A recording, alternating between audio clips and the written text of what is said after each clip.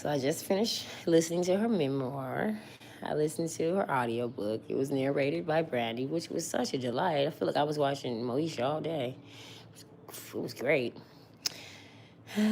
Questions were answered, that needed to be answered. And of course, I've been sitting here for like 2 hours. You mean to tell me, Brandy, Miss Brandy Norwood, didn't read this whole book and you still ain't gonna tell us what Miss Whitney Houston said in that note? But I kind of knew she wasn't. I'm like, girl, she ain't gonna tell that girl ain't gonna say nothing about that note.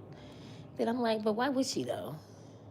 Then I'm like, well, if I listen to the chapter again, maybe she told us in a roundabout way. We gotta read between the lines. So I have my guesses as to what was in it. I'm not gonna say it, but yeah, we ain't ever gonna find that out. I'm like, girl, you keep that note somewhere. I was almost wondering where she said she keep it at. I'm like, she said she have it folded somewhere. I'm like, girl, where that at?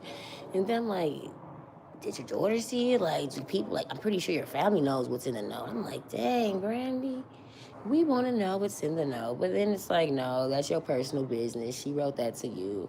She want us to respect her privacy. Says she shared so much in her life, being a star, a teenage superstar, and having her own show and doing things such as Cinderella and so forth. She said, you know what, y'all?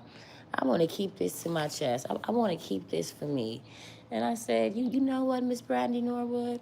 I'm okay with that. I am perfectly fine with that. I'm just going to continue to think in my head what the notes say.